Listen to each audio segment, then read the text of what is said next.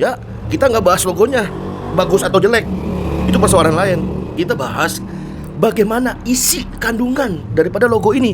Apakah benar-benar sesuai dengan cita-cita dan harapan bangsa Indonesia ini, atau justru kebalikannya? Diduga kuat jadi kacung, jadi jongos asing, jongos aseng. Diduga kuat ya, bukan nuduh. Ya percuma dong ada harapan-harapan, cita-cita, visi misi kalau mengisi kemerdekaan aja masih didik. Padahal di dalam sudut pandang Islam pemimpin tuh begitu. Keras suaranya, keras pidatonya, berapi-api pidatonya, tapi prakteknya lebih keras daripada pidatonya. Prakteknya gitu kan. Makin banyaklah umat Islam yang subscribe media-media Islam daripada kita subscribe media-media maksiat. Bismillahirrahmanirrahim. Assalamualaikum warahmatullahi wabarakatuh. Jumpa lagi Al-Fakir Abi Faisal. Pada kesempatan hari ini saudara, Sabtu 26 Juli 2025. Bagaimana keadaan saudara dan keluarganya? Semoga semuanya selalu sehat walafiat, mulia barokah. Amin, Allahumma amin. Pokoknya masih panjang umur perubahan, panjang umur perjuangan. Nggak mau berubah, nggak mau ngisi kemerdekaan dengan syariat Islam kafah. Karena Indonesia merdeka atas rahmatnya Allah, otomatis mengisi kemerdekaan harus dengan wajib mutlak-mutlakan mengisi kemerdekaan dengan aturan yang berdasarkan tadi rahmat Allah Subhanahu wa taala.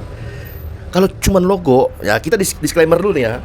Kita nggak bahas logonya ini begini, kenapa begitu.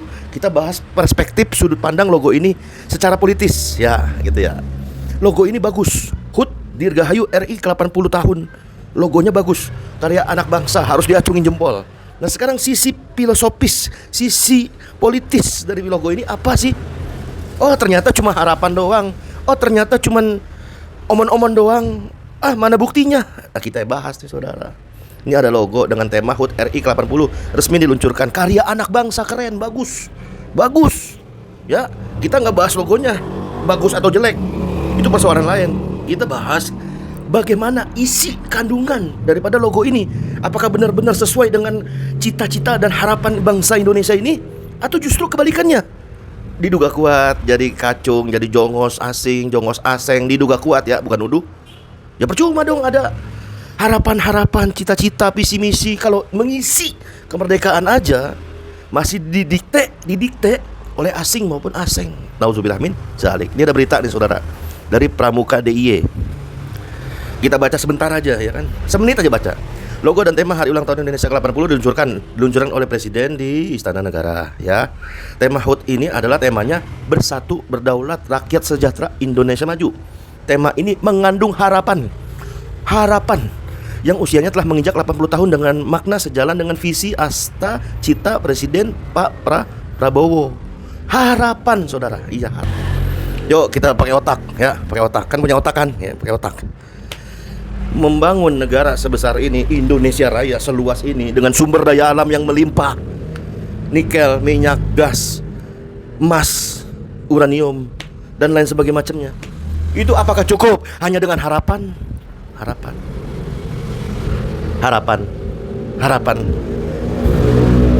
Kagak, nggak cukup hanya dengan harapan. Tentulah harus pakai aturan. Nah aturan itu berasal dari otak. Mau aturan yang mana nih? Fa'alhamaha fujuraha wa taqwaha. Mau aturan yang baik atau aturan fujur, kan gitu kan. Punya otak kan punya pilihan, ikhtiar. Jadi nggak sekedar harapan. Yang namanya pedagang cimol, pedagang cilok, pedagang seblak itu harapannya tinggi. Pengen jadi pedagang seblak sukses, pengen jadi pedagang cilok sukses, pedagang cimol sukses. Cuman pertanyaannya, apakah jadi pedagang yang sukses itu hanya cukup dengan harapan? Ya kan kagak. Pakai ini kan, pakai otak ya kan. Aturan ya kan. Ya kalau aturannya berkontradiktif dengan harapan, kebalikannya apa? Mafhum mukhalafahnya hancur. Kalau udah hancur, bubar. Ya kacau. Bagus logonya, bagus. Disclaimer nggak menghina logonya. Kadang-kadang menghina logo, menghina ini apaan? Kritik dari sudut pandang yang namanya politis kan gitu kan. Mengandung harapan nggak cukup. Mimpi isinya mengandung mimpi yang belum sampean. Nggak cukup. Kalau cuman mimpi, harapan tanpa action, ya itu cuma omon yang tertunda gitu kan.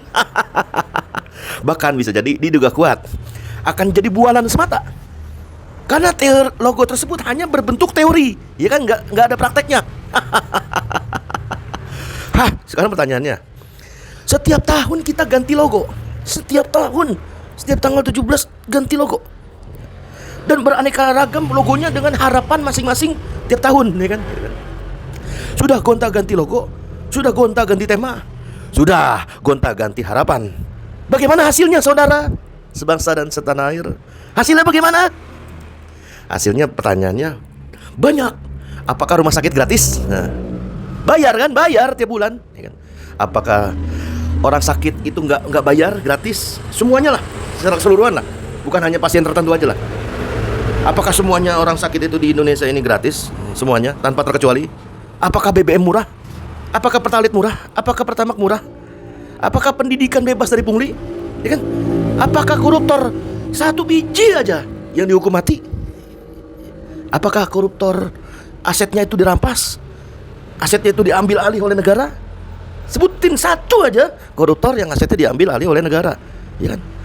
Kemudian apakah sumber daya alam kita, minyak, gas, nikel, uranium, dan lain sebagainya macamnya, itu dinikmati oleh bangsa dan rakyat Indonesia ini 100%?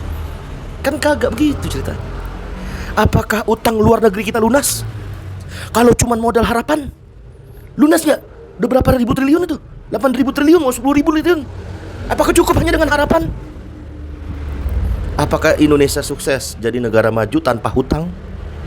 Apakah boro-boro tanpa hutang? Yang ada bunganya aja, bunga utangnya aja. Itu selangit. Berapa T itu? Aduh. Coba kita lihat, kita apple to apple, kan kita bicaranya kan tentang logo, kemudian ada buktinya. Chelsea, klub sepak bola Inggris. Ya. Chelsea itu resmi mengenakan logo yang ada tulisan World Champion, ya kan?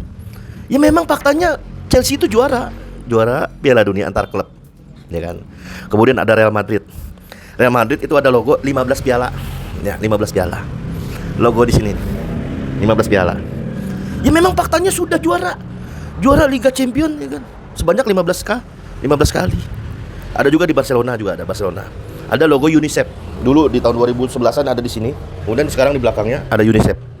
Itu bukti Barcelona peduli kepada anak-anak di daerah dimanapun yang terlantar gitu kan.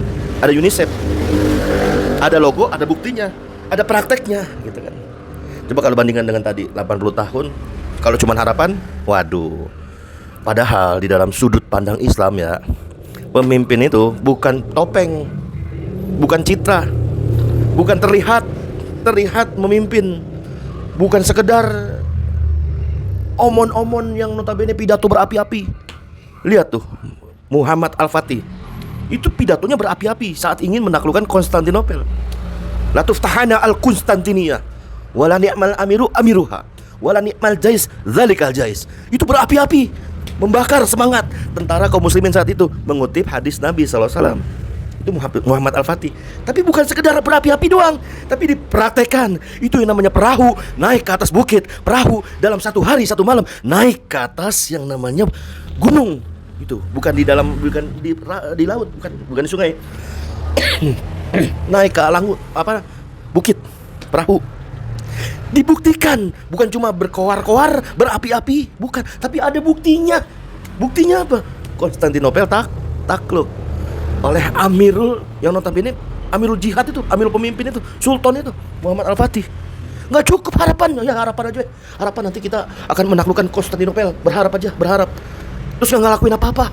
Waduh, kacau kayak gitu mah. Padahal di dalam sudut pandang Islam, pemimpin tuh begitu.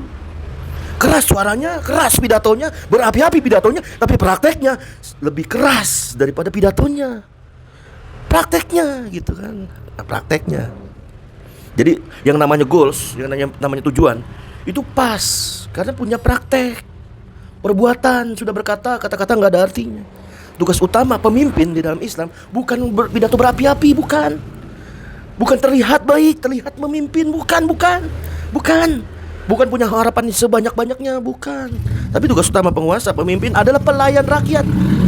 Dalam kitab Al-Ahkam Al-Sultaniyah, itu juz 1 halaman 3, Imam Al-Mawardi As-Syafi'i mengatakan, tugas utama pemimpin, penguasa adalah pelayan rakyat, terfokus dalam 2 hal. Pertama, hirosatuddin, melindungi adanya agama. Siasatud dunia, melindungi dunia, mengurusin urusan kaum muslimin. Nah, pelayanan bidang pertama berupa menjamin setiap warga negara, apapun namanya, rakyat atau umat, agar memahami ajaran masing-masing, mampu mengamalkan dengan baik dan melindungi agama mereka dengan berbagai kepentingan. Dan siasatu dunia adalah berupa pelayanan terhadap rakyat, agar rakyat ini bisa hidup sebagaimana layaknya manusia, gitu kan? Bisa hidup sebagaimana layaknya makhluk, gitu kan? Ada lapangan kerja, ada makan, ada kesehatan gratis, pendidikan gratis. Bahkan Uqbah bin Amir berkata, Rasulullah SAW bersabda, pemimpin suatu kaum adalah pelayan mereka. Dalam hadis riwayat Abu Nuaim dari hadis riwayat Ibnu Asakir. Dari Abu Hurairah bahkan hadis sahih muttafaqun alaih, riwayat Imam Bukhari dan Muslim. Dari Abu Hurairah, Nabi SAW bersabda, sesungguhnya al-imamu junnatun yuqatalu min waraihi, ya kan? Al-imam adalah junnah yuqatalu min waraihi wa yutaqabi. Pemimpin adalah perisai pelindung bagi rakyat, bukan sekedar harapan, apalagi omong kosong. Pakai otak. Wassalamualaikum warahmatullahi wabarakatuh.